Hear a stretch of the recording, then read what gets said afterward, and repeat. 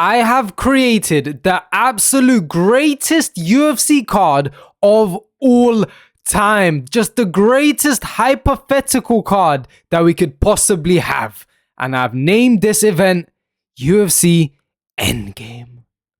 Cue the music. I can't lie, don't lie. That was kind of cold. Don't even lie. But on the real note, I have blessed you lot with this video. Like, genuinely, you might as well just go and drop the like already before you even watch anything. Because this is, like, if this was, I mean, it's not possible. It's impossible, actually.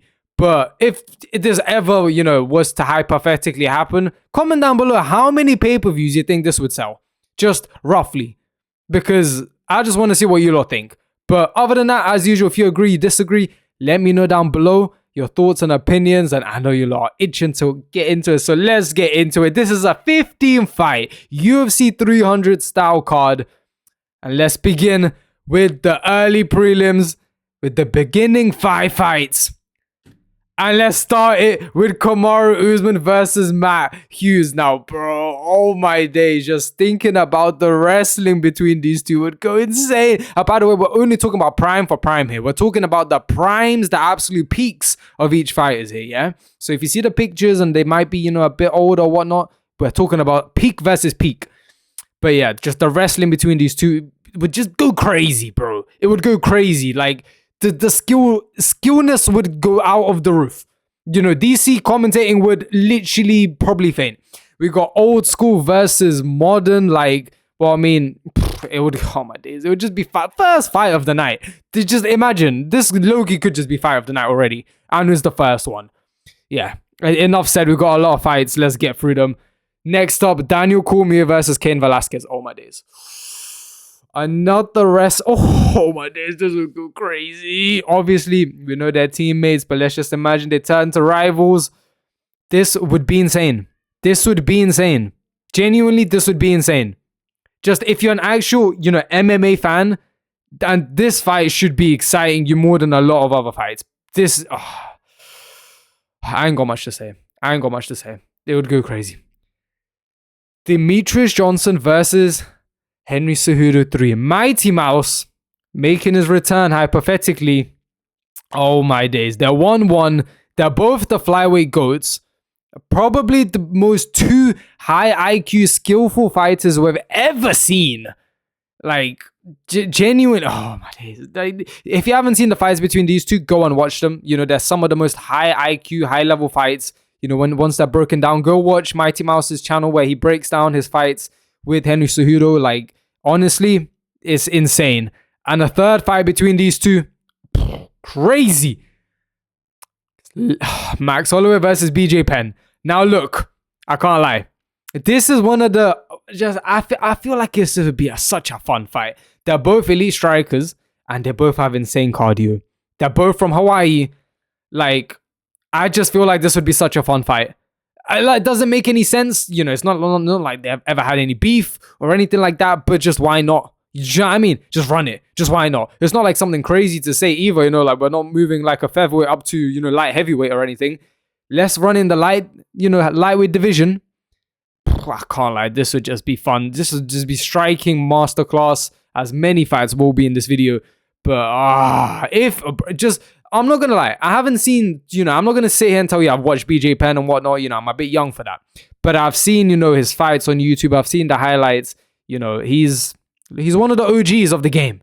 And honestly, Max Holloway, we know how good Max Holloway is in his prime. So run it between these two, a fun fight. Ending off the I was about to say the card, the prelims, the early prelims. Robert Whittaker versus Yoel Romero 3. Watch the first 2 fights. Enough said. Just watch the first 2 fights. Crazy.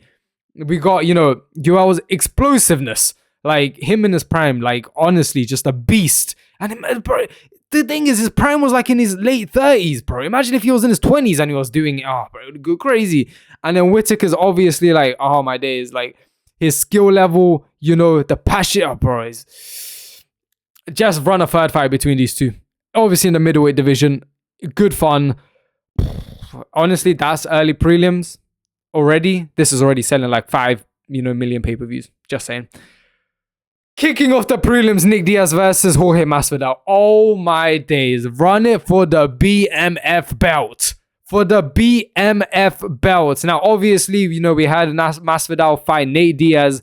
We could run it against Nate Diaz as well. But Nick, you could say the original BMF, this would just be a backyard brawl. Do you know what I mean? These guys are just scrapping. It's an all-out scrap. We got, Diaz's volume, Masvidal's boxing. I mean, Nick is also a phenomenal boxer as well. And it would just be a great fight. Just imagine the trash talk, the build-up for this fight as well. It would go crazy. Run it in the welterweight division. Just a super fight. Just a super fight. Old versus new. Well, not really new, but you know what I mean. Yeah. Justin Gaethje versus Tony Ferguson. I don't care. We need Tony's get back, bro. We know, I know this was the fight which literally ended Tony. It began the whole downfall. But we need to see him run it back. Run it back. Let's say Tony didn't take the damage he took, and he's still in his physical peak prime. It's just an all-out war. All-out war. Obviously, we already saw the fight went the first time round. Gaethje's power, his leg kicks, and then Tony maybe just wasn't his night. Maybe he just had an off day and it just altered history. But we've seen prime Tony, insane pace, his interesting striking style. How he likes to throw dirt, and sand in people's eyes and stuff. Run it in the lightweight division, maybe it just wasn't Tony's night. Do you know what I mean? Because ever since that fight, Tony has not been the same. Now, obviously, he's been cut from the UFC. I think he's retired as well. So, run this back. Crazy fight. Chuck Liddell versus Alex Pereira. I bet you didn't even think about this. I bet you wouldn't even think about this. All I have to say is someone is getting knocked out cold. Someone's lights is getting knocked out. That's it. Run it in the light heavyweight division. And someone is getting knocked out in the first round. You put your money on who you want. Because if we're talking about prime Chuck Liddell, early 2000s Chuck Liddell versus Pereira, who's just literally been knocking out people left, right, and center. I don't know, man. You put your money on who you want to put your money on, because I don't even know. Someone is getting knocked out, and that's all I know for a fact. I'm putting my bets on that. Eddie Alvarez versus Dustin Poirier 3. Same thing. Not much needs to be said. All out war. The first fight, was what was it? Did this DQ or a draw, whatever it was. Cool. Second fight, all out war. Even the first fight until it ended. Run it in the lightweight division. Prime Eddie Alvarez. Honestly, Eddie Alvarez is so disrespected as a fighter. He's so disrespected. People don't know who this man is. He came to the UFC from Bellator. If you don't know who Eddie Alvarez is, watch his Bellator videos. Watch his Bellator fights. Look at the Michael Chandler fights in Bellator. These guys were insane. Insane. And Dustin Poirier always puts on a show. Who doesn't want to see this? It's just all-out war. It's just an all-out brawl as well. All of these fights are just brawlers here at this point. This is just entertainment at its finest. Jose Aldo versus Dominic Cruz. Oh my days. Hypothetically, imagine this fight ever took place. Just an absolute striking masterclass. Aldo's Muay Thai. Cruz's footwork. It would go in the head. Oh my days. Just thinking about it. It's insane. I'm lost for words. That's why I'm I ain't really got much to say, or I'm stuttering, or you feel whatever. I say run it at maybe a catch weight. We got a 135 against a 145, both in their peaks. But run it at 140, in between, so they're both in their physical, potentials. Unless, Cruz wants to move up to 140. I don't care. Just imagine this fight was to ever happen. It's just insane. Absolutely insane. Like Mighty Mouse and Henry Cejudo, to be honest. Let's move on to the main card. Now, like I said, the early prelims, that sells, 5 million pay-per-views easy. Add this on top, easy 8 million, 10 million pay-per-views. Beginning the main card with Francis Ngannou versus Brock Lesnar. I don't even need to explain why we would want to see this fight. Just look at them, not in a homo way, but just tell me, you just know something's about, someone is getting injured. Someone's walking away from this fight with lifelong injuries in some way, shape or form, because there's the hardest puncher of all time in the UFC. Francis Ngannou versus the biggest freak athlete, literally, I would say of all time if it wasn't for LeBron, but in MMA history, in Brock Lesnar, in the heavyweight division. Obviously, Ngannou would try and knock him out. Lesnar would wrestle. It would go crazy. Honestly, it would just be a clash. I feel like these guys would just sprint at each other in the ring, clash heads, and just create a black hole. And that's it. And then we wouldn't be able to see the rest of the fights. But we have some cooking rest of the fights. Which we're moving on to. Tyron Woodley versus GSP. Now, does it make sense? Bro, just honestly, tell me this wouldn't just be an insane fun matchup to watch. Just tell me it wouldn't.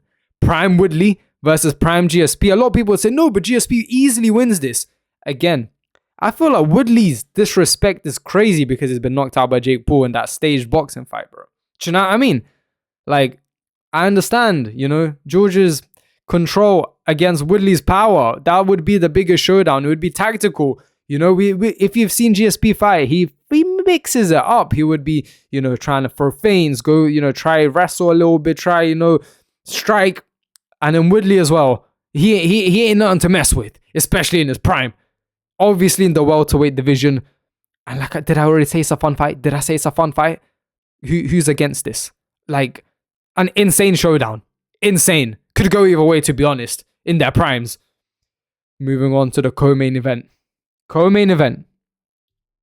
Oh no, not co-main event. How could I? Oh my god, I'm getting too excited already. Not co-main event, but this is pre-co-main event. Anderson Silva versus Adesanya 2. We saw little flickers of potential, in that first fight. Obviously, Izzy won that fight. But let's be honest, Silva's past his prime at that point, bro. Past his prime. Let's speak about 2010 Anderson Silva against prime Izzy. Prime 2018, 2019 Izzy.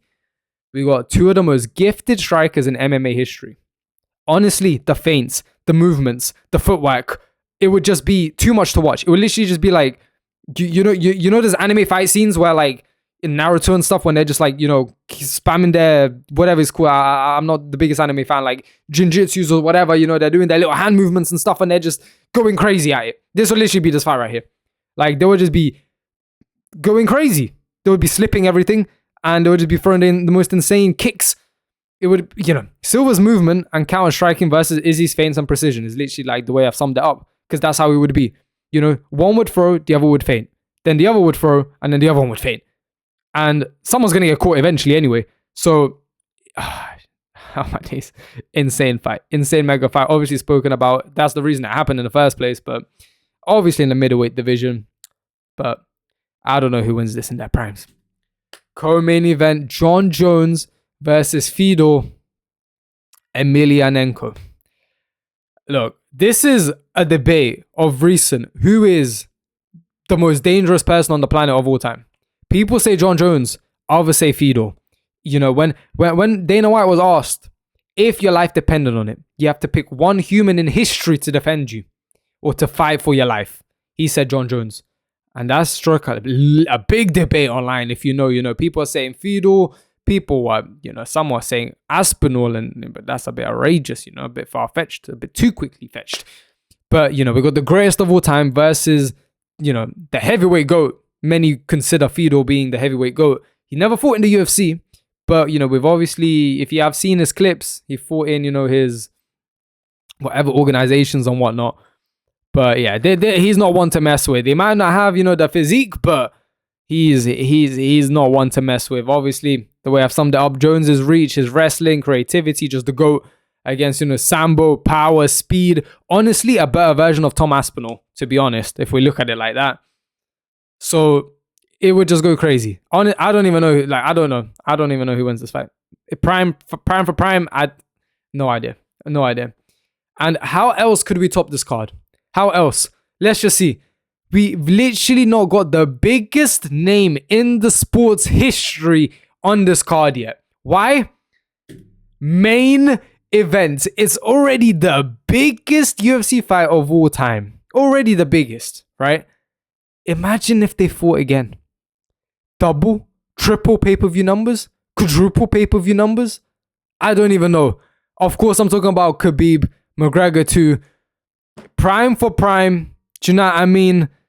I don't even know. Honestly, just this fight alone, the most hype, biggest fight of all time already is in the UFC. If they fight again, especially on a card like this, I said, what did I say? After the prelims, the card would have 8-10 million pay-per-view buys.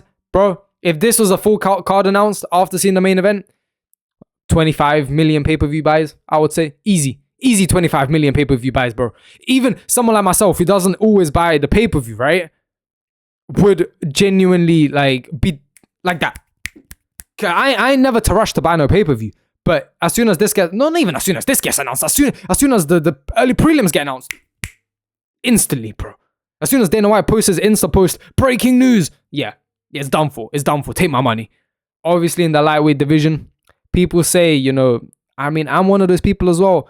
Conor, yes, technically, I guess you could still say it was in his prime years, but, coming off, not being active for 2 years, coming off that boxing fight against Floyd, not, drinking in his training camps against the most dominant version of Khabib. Honestly, and he still performed pretty well. He took a round of Khabib and, still performed really, really well. And imagine if he was in his prime. Would he do it? I don't know. Let me know if you think he would do it. But yeah, man, this would just be a crazy fight. We would all love to see it anyway. And if this was the fight alone on this card, it would sell at least 5 million pay-per-view buys. But let alone the whole card. Yeah.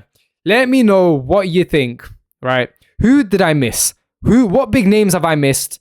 What other fights would you want to see? Maybe, you would want to see someone like Conor versus Aldo 2 and leave Khabib against GSP, because that was a fight that's almost rumored as well to happen, but it never happened. Yeah, let me know what you would change. But I think, honestly, this is about as good as you can get, to be honest, in a UFC event. Yeah. UFC Endgame. Let me know what you think, and I'll catch you all in the next one.